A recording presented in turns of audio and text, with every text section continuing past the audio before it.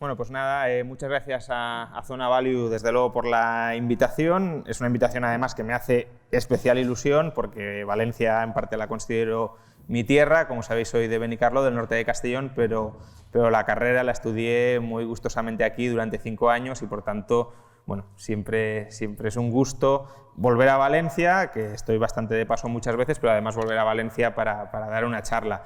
Y desde luego, pues muchas gracias a todo el público asistente, porque bueno, un conferenciante sin su público no es nada, y desde luego ver la sala llena a uno siempre le emociona y le llena de satisfacción. Bueno, voy a hablar como media hora, 40 minutos sobre la situación económica de España, y lo voy a hacer además tratando de coger un poco de perspectiva histórica desde los orígenes de la burbuja y de los desequilibrios que se gestaron en la burbuja y de los desequilibrios que intentaron corregirse a lo largo de la crisis, y dónde estamos hoy y qué cabe esperar del futuro que se avecina, si es que tenemos futuro, que supongo que sí. Bien, ¿de dónde venimos exactamente? Bueno, como sabéis, entre los años 2003 y 2007 en España se gestó ya no un burbujón, se gestaron 3 burbujas que además estaban muy estrechamente relacionadas la una con la otra.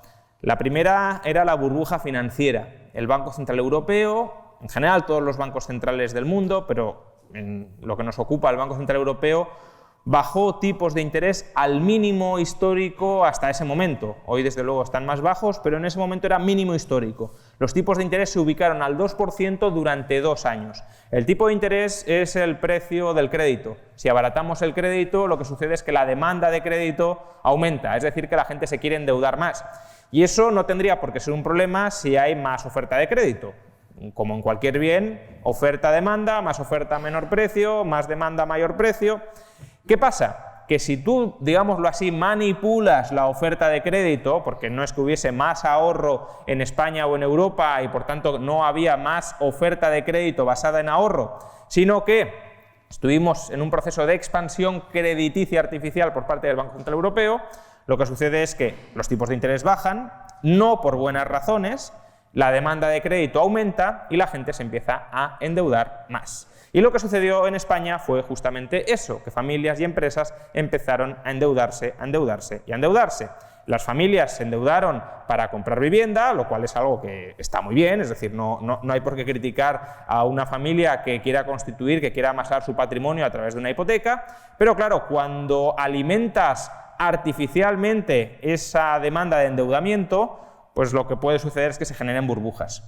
Y obviamente lo que pasó fue mucha demanda de vivienda con cargo al crédito barato, subida de los precios de la vivienda. Y esa subida de los precios de la vivienda a su vez alimentó que las empresas que ya tenían incentivos a endeudarse por los tipos de interés bajos todavía tuvieron más incentivos a endeudarse. Porque si producir viviendas era un chollo de rentabilidad por las nubes, tipos de interés por los suelos, me endeudo masivamente para construir nueva vivienda.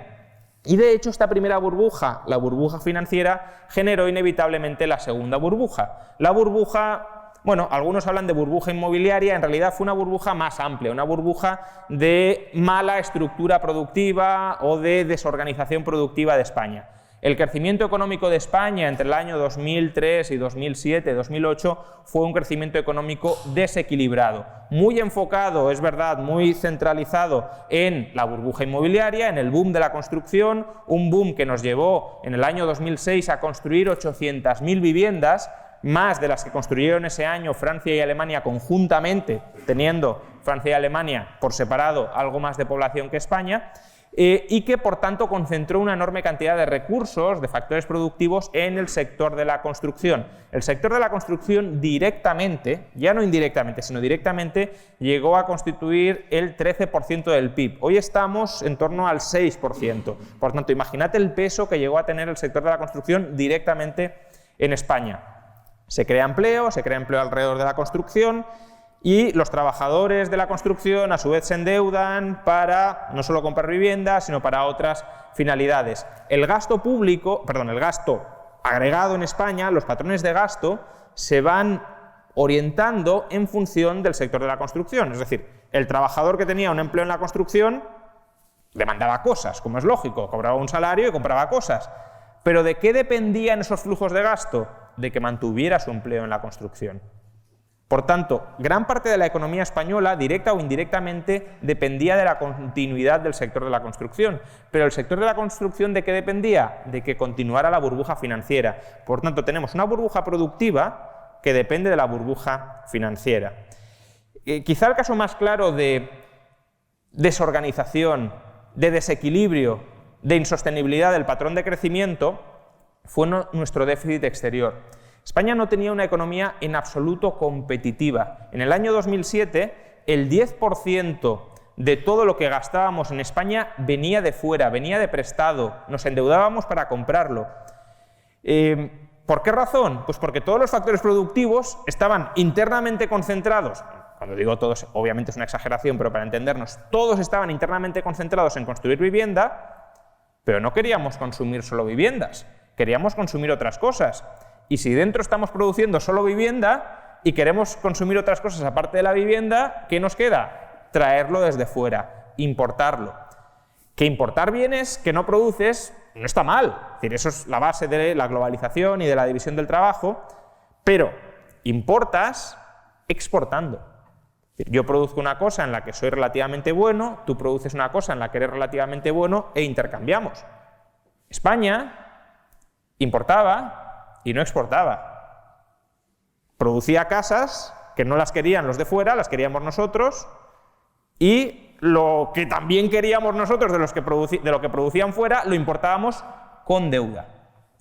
La deuda exterior de España llegó a ser, y no estamos muy lejos de esa cifra, del 100% del PIB. Básicamente llegamos a deber todo la producción de un año al sector exterior. Otra cifra que os puede resultar llamativa en este sentido es que el déficit exterior acumulado entre el año 2003 y 2007 es equivalente a que España durante esos años no hubiese pagado uno solo de los barriles de petróleo que consumió durante todos esos años. Es decir, todo el petróleo que importamos no lo pagamos. No lo pagamos produciendo bienes que vender fuera para pagar ese petróleo. Por tanto, está claro que había un problema de especialización muy grave dentro del país. ¿Y cuál era la tercera burbuja? Bueno, la tercera burbuja, España durante esos años creció mucho, hubo años que crecíamos por encima del 4%, y cuando la economía crece mucho, aunque sea sobre bases insostenibles, la recaudación aumenta mucho, porque tenemos un sistema fiscal bastante, digamos que cuando los agentes económicos consiguen un poco más de renta, rápidamente les rapiña ese exceso de renta. Entonces, conforme fueron enriqueciéndose, ese exceso de renta fue absorbido sobreproporcionalmente por el Estado. Y los ingresos de las administraciones públicas crecían y crecían y crecían. Para que os hagáis una idea, en el año 2007, los ingresos anuales del conjunto de administraciones públicas de España eran 175.000 millones de euros mayores que en el año 2002. ¿Cuántos son 175.000 millones de euros? En el año 2009, ahora en breve hablaré, España tuvo el mayor déficit público de su historia. Fueron 110.000 millones de euros. 10 años después, hoy, después de los enormes recortes del gasto público que supuestamente han desmantelado todo el Estado, ojalá, pero que han desmantelado todo el Estado y que no queda Estado en España, y después de las sangrantes, estas sí, subidas de impuestos que hemos padecido en los últimos años, hemos conseguido rebajar ese déficit de 110.000 millones a unos 30.000, 35.000. Es decir, hemos reducido en 10 años el déficit público en unos 75.000, 80.000 millones. Volvamos. Os he dicho que en el año 2007 los ingresos de las administraciones públicas, los ingresos por año de las administraciones públicas eran 175.000 millones de euros superiores a los del año 2002. Poneos en las botas de un político que maneja 175, obviamente no había nadie, eran muchos políticos, pero las botas de un político que maneja 175.000 millones de euros más al año de los que manejaba una legislatura atrás. ¿Imagináis la cantidad de locuras que se le pasan por la cabeza para comprar masivamente votos y asentarse en el poder? Bueno, pues eso es lo que pasó en España. Los ingresos crecieron tanto que los políticos empezaron a gastar y gastar y gastar, y además parecía que eran muy austeros. De hecho, Zapatero, antes de irse, nos dijo que habíamos sido tremendamente austeros. ¿Por qué? Porque en el año 2007 España tuvo superávit. Claro, si tienes superávit en las cuentas públicas eres austero. No, lo que pasó es que no llegabas a gastar suficientemente rápido los ingresos que te entraban, que es distinto. Es decir, los políticos hacían una previsión de aumento de la recaudación, decían, nos la fundimos toda, y luego los ingresos crecían todavía más.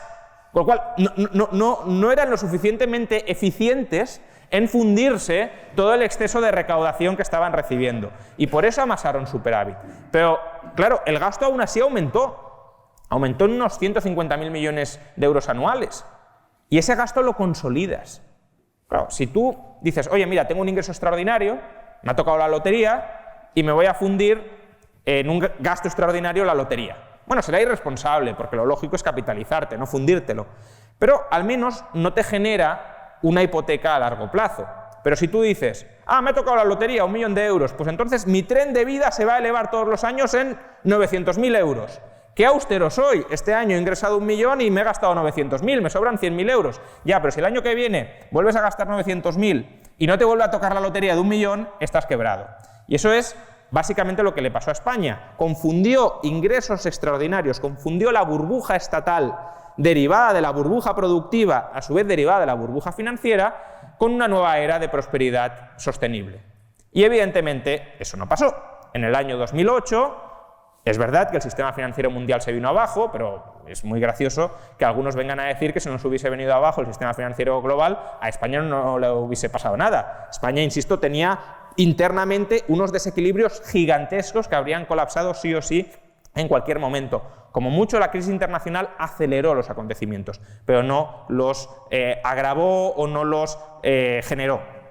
Entonces, en el año 2008, el colapso del sistema financiero internacional repercute internamente con que se seca el crédito, pincha la burbuja financiera, quizá antes, insisto, de lo que hubiese pinchado, pero pincha la burbuja financiera, pincha la burbuja productiva y pincha la burbuja estatal. En el año 2009 nos encontramos con un país que está destruyendo masivamente empleo. Normal, porque era un país que se había especializado en cosas que no eran sostenibles.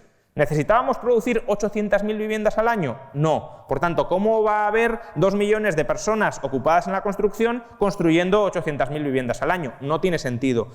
Ni en la construcción, ni en todas las industrias que dependen de la construcción, ni en producir los bienes que consumían los trabajadores que estaban en la construcción y que ya no tienen que estar en la construcción. Con lo cual, todo eso se viene abajo. Las deudas que acumulamos en los años anteriores no se vienen abajo, esencialmente deudas del sector privado, esto es verdad, hipotecas y créditos a promotores, pero estimuladas por los tipos de interés artificialmente bajos del Banco Central. Y luego tienes un Estado que ha consolidado un nivel de gasto altísimo al que se le vienen abajo los ingresos. Pues bueno, era un panorama verdaderamente muy complicado. Es decir, la economía productiva deja de funcionar.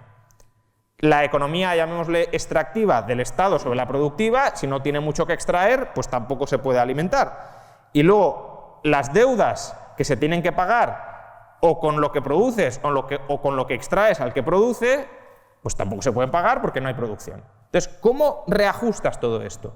Bueno, hubo un primer intento, año 2009 hasta mediados del año 2010, que fue, bueno, vamos a intentar esconder toda la basura debajo de la alfombra.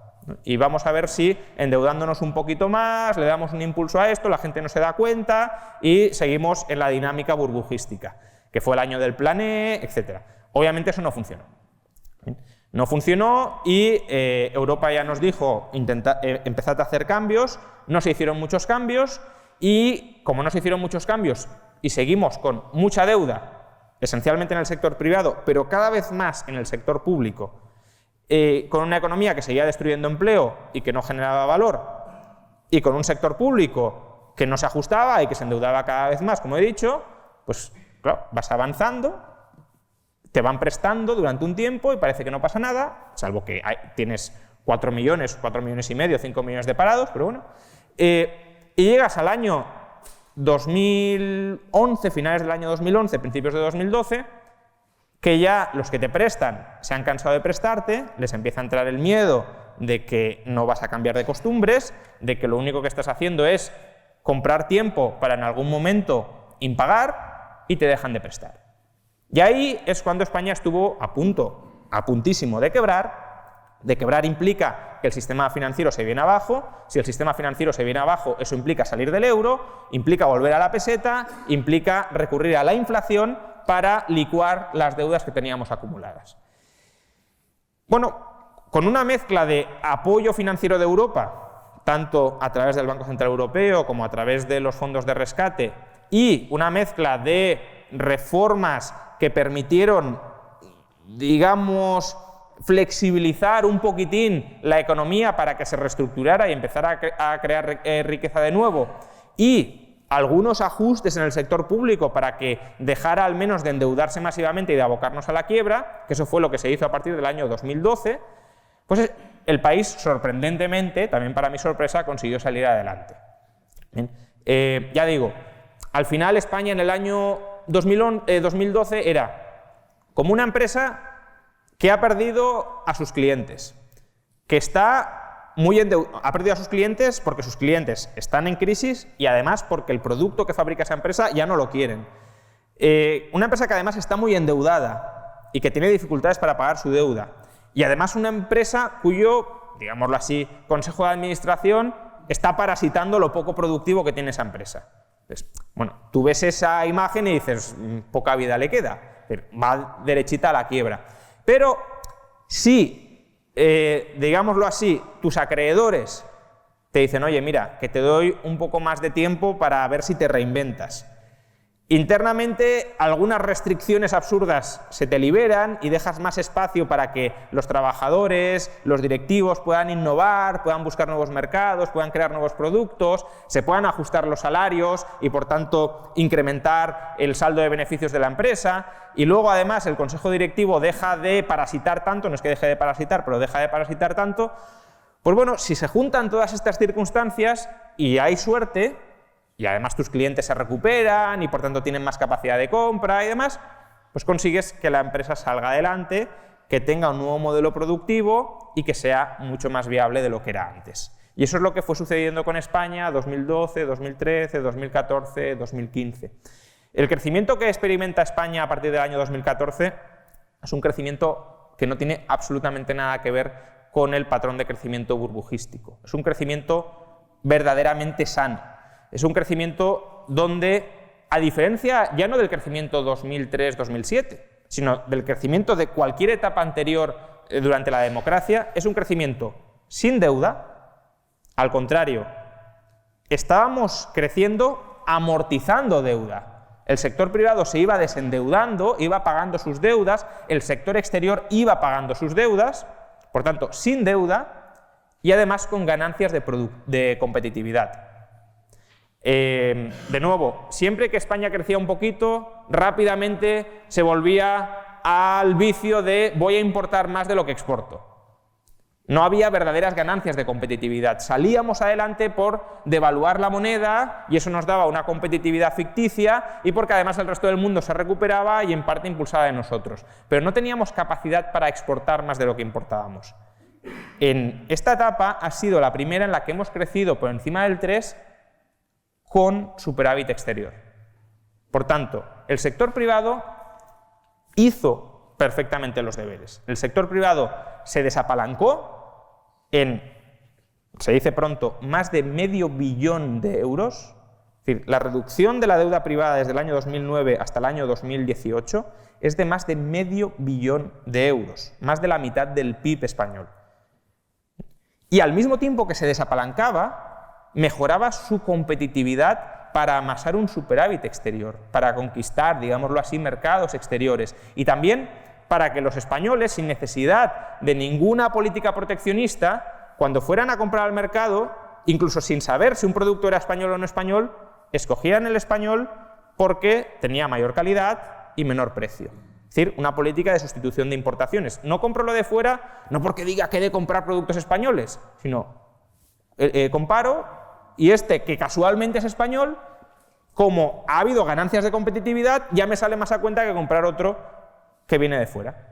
Y por tanto, aumento exportaciones, reduzco importaciones, tengo superávit exterior al tiempo que estoy desapalancándome.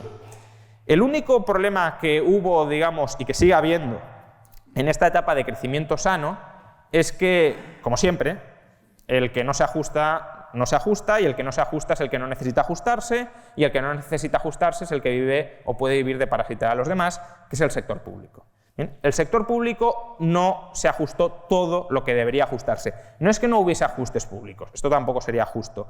Teníamos un déficit del más del 10%, hoy tenemos un déficit del 3%. Por tanto, sí ha habido un cierto ajuste del sector público, en gran medida cargándoselo al sector privado, y aquí podéis ver el triple mérito del sector privado, es decir, no solo he de ahorrar para pagar mis deudas, no solo he de ahorrar para reinvertir y cambiar mi modelo de negocio, sino que además he de ahorrar para pagarle los despilfarros y la deuda del sector público. Pero bueno, es verdad que el sector público se ajusta a algo, pero se ajusta insuficientemente. Os he dicho antes que entre el año 2009 y el año 2018-2019 el sector privado reduce su deuda en más de $500 billion de euros. El problema es que el sector público la incrementa en más de 600.000 millones. Es decir, todo el esfuerzo que hizo el sector privado lo deshizo el sector público. Aún así, he de decir que la composición de deuda que tenemos hoy es mejor que la que teníamos antes. Más vale que el sector privado no esté endeudado y que lo esté el público, a que lo esté no muy endeudado, sino insosteniblemente endeudado el sector privado, a que lo esté el público. Porque el sobreendeudamiento privado va normalmente aparejado a crisis económicas, depresiones, liquidaciones masivas de activos, bueno, lo que vivimos a partir de 2009. El endeudamiento público es muy malo, pero va más bien aparejado a periodos de estancamiento, de extorsión fiscal, digámoslo así, incluso de inflación, pero no necesariamente a periodos de depresiones por liquidación deflacionista. ¿Bien? Pero lo cierto es que el sector público se ha reequilibrado de manera insuficiente. Y esa es la situación en la que hemos llegado hasta más o menos el día de hoy. España tenía un modelo de crecimiento sano, sostenible, muy mejorable, muy mejorable, pero dentro de lo que cabe de los más sostenibles que ha tenido en los últimos 40 años de historia económica. Y teníamos un sector público que no se ha adaptado todo lo que debería adaptarse y que por tanto constituía un foco potencial de peligros. Porque si tenemos una deuda pública del 100% del PIB y por lo que sea vuelve a generarse desconfianza sobre nuestra solvencia, ese es un punto muy débil que sí que puede terminar tumbando todo lo demás. Pero en el año 2019 cambiaron más cosas. Más allá de que en el año 2015, 2016 y 2017 parte del crecimiento económico español fuera un crecimiento, si lo queréis, no dopado en el mal sentido de la palabra, no dopado como en la burbuja, sino favorecido además por factores externos, crecimiento en la buena dirección, pero potenciado por factores externos, y muchos de esos factores externos, como el muy bajo precio del petróleo, por ejemplo, o como las perspectivas de que los tipos de interés iban a estar muy bajos durante mucho tiempo, que esto ahora en parte vuelve, pero durante todo 2018, por ejemplo, con la Reserva Federal subiendo tipos, fue difuminándose. Aparte de que los famosos vientos de cola fueron dejando de soplar, en el año 2019 lo que sucedió fue, aparte del cambio de gobierno, pero eso puede ser más relevante a partir de ahora de lo que fue, en el año 2019 lo que sucedió fue una guerra comercial a gran escala. Entonces, una economía como la española que sale de la crisis internacionalizándose, obviamente se ve afectada por una guerra comercial que genera una enorme disrupción comercial. No solo es que China sufre, no solo es que Estados Unidos sufre, aunque no se nota porque al mismo tiempo tiene estímulos fiscales y monetarios de por medio, no solo es que Alemania, que en cierto modo está entre ambos bloques intermediando comercialmente entre ellos, sufre, es que España también sufre. Y por tanto el crecimiento económico se va frenando, los vientos de cola que empujaban el crecimiento, algunos de ellos se convierten en vientos de cara que te retraen el crecimiento y por tanto debería haber sido una etapa donde intentas contrarrestar las adversidades que te vienen de fuera con impulsos, no estímulos keynesianos, sino impulsos de apertura regulatoria, incluso si uno se quiere poner keynesiano, de bajadas de impuestos, no de aumentos de gasto, que den un impulso a la economía, que faciliten la generación de riqueza desde dentro cuando desde fuera se está poniendo más difícil.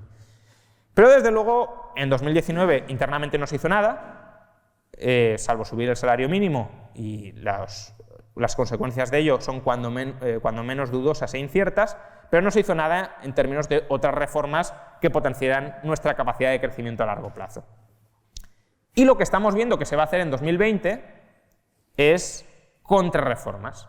Es decir, todas aquellas reformas que, muy tímidas, pero que dieron un cierto espacio y un cierto oxígeno para que la economía española se reestructurara y mejorara su competitividad a partir del año 2012, las vamos a tumbar. Y por tanto, como ya estamos creciendo y como ya hemos salido del bache, pues no hace falta tener esa flexibilidad. Las vamos a tumbar. Y además, en lugar de corregir el déficit público, como parece que ahora no es un problema, porque los tipos de interés están bajos y nos financian, nos vamos a endeudar más. Es decir, vamos a acumular todavía más deuda cuando el problema, o uno de los desequilibrios que teníamos, era que la situación de endeudamiento público no la habíamos corregido. Bueno, no solo no la corregimos, sino que la agravamos. Es claro, si tú tienes una economía mundial que se está debilitando por la guerra comercial todavía mal resuelta, ya si le añadimos el shock exógeno del coronavirus, que puede sonar de momento un poco bueno, tampoco será tan grave, se está cargando a corto plazo, claro, no digo que no sea reversible, pero se está cargando a corto plazo la economía china, que es el 20% del PIB mundial. Si tú en ese contexto adverso, además, le añades una agenda contrarreformista, lo que tienes es un estrangulamiento por dentro y por fuera del crecimiento económico español. Entonces, España, que estaba creciendo por encima del 3%, este año la previsión es que crezca el 1,6%, era el 1,6% antes del coronavirus. Y además tienes un patrón de crecimiento, por los últimos datos que hemos conocido, que puede ser algo estacional. Desde luego, si esto se perpetuara en el tiempo sería un desastre, pero en el cuarto trimestre de 2019 el consumo privado creció al 0%, no aumentó nada. Primer trimestre en toda la recuperación en el que el consumo privado no aumenta nada, y lo que a mí me preocupa mucho más, porque bueno, el consumo, en fin, se le suele dar mucha importancia, pero lo que tiene verdadera importancia es la inversión. La inversión es sembrar hoy para recoger mañana. La inversión es lo que establece las bases del modelo productivo, es lo que capitaliza la economía y eleva los estándares de vida de la economía. Pues bien, la inversión privada en el cuarto trimestre cayó un 2,5%, en un trimestre.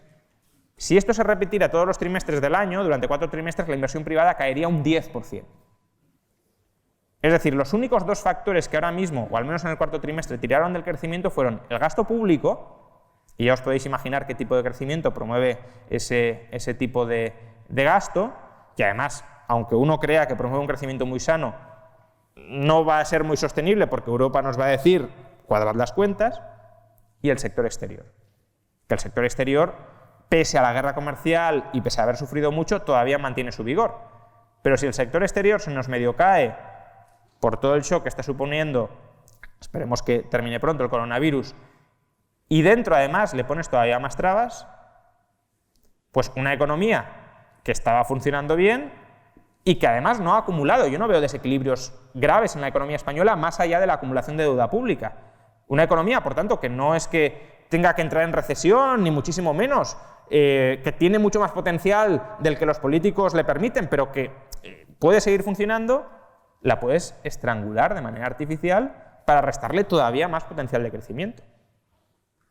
Y esa es la situación actual de políticos estrangulando el crecimiento económico potencial de España y con un, eso sí, desequilibrio potencial y grave de futuro, que es la acumulación de deuda pública. Y esa acumulación de deuda pública no solo nos despreocupamos de ella, sino que además la alimentamos todavía más. Eso no significa que haya que ser pesimistas, ni mucho menos. ¿Por qué no hay por qué ser pesimistas? O no necesariamente. Bueno, dejando de lado el shock, ya digo, del coronavirus, que esto, pues el impacto y las implicaciones que pueda tener todavía son bastante inciertas, sobre todo si no sabemos hasta dónde puede llegar el contagio. Pero dejando esto de lado, dos grandes focos de incertidumbre externos que han empantanado el crecimiento en 2019 han sido la guerra comercial y el Brexit. Y estos dos focos de empantanamiento del crecimiento económico global y también español son dos focos que en cierto modo están en proceso de resolución. El Brexit, este es un año crítico para negociar la nueva, bueno, al menos formalmente ya sabemos que hay, y este es un año crítico para negociar las condiciones de la relación entre Europa y Reino Unido de cara al futuro. Unas buenas negociaciones estables y a largo plazo dan previsibilidad y vuelven a permitir esa avenida de comercio y de interacción económica entre la Unión Europea y Reino Unido. Y la guerra comercial entre China y Estados Unidos está lejos de solucionarse, pero hay presidenciales en noviembre. Y a Trump previsiblemente le interesa llegar con un golpe de efecto maestro que dispare la bolsa, y ese golpe podría ser el fin de las hostilidades comerciales. No para estar en una situación mejor a antes de empezar, que esto es un poco de lo cambio todo para seguir como estaba, porque el mejor de los supuestos es volver a la situación previa al inicio de la guerra comercial.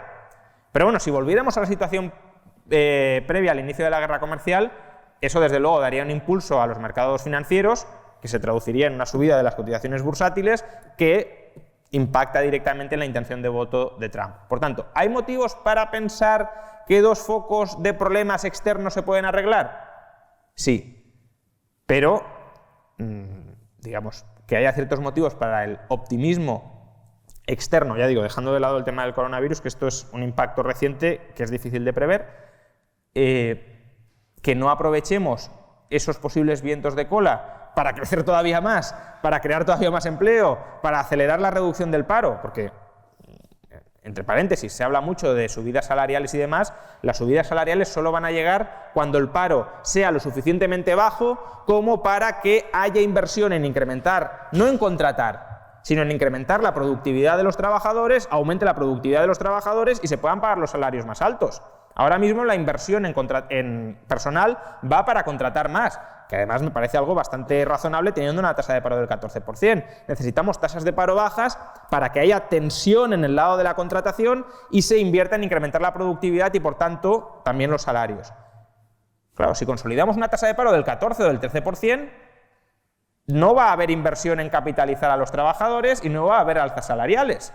Entonces, en lugar de aprovechar el posible viento de cola que ojalá llegue a lo largo de 2020 para acelerar el crecimiento, acelerar la reducción de empleo, acelerar la reducción de deuda pública, parece que lo que se está haciendo es: voy a ver cómo soy capaz de capturar políticamente cualquier nueva renta que pueda generar el crecimiento y esas rentas distribuirlas a través del BOE para generar clientelas electorales que luego me sigan votando, insisto, a una costa de ralentizar todavía más el crecimiento futuro. Y ese es un poco el reto que hay, cómo contrarrestar esta corriente contrarreformista que no tiene muchas ideas buenas. Es decir, desde el punto de vista de política económica, casi todo lo que se propone es más política que economía. Y es política además de la peor especie, de cómo genero obediencia y cómo genero sumisión entre los que me pueden votar en el futuro. Pero bueno, por no terminar con esa nota pesimista, pese a todo, las bases de la economía española siguen siendo sanas. Las bases del sector privado. El sector público es otra cosa.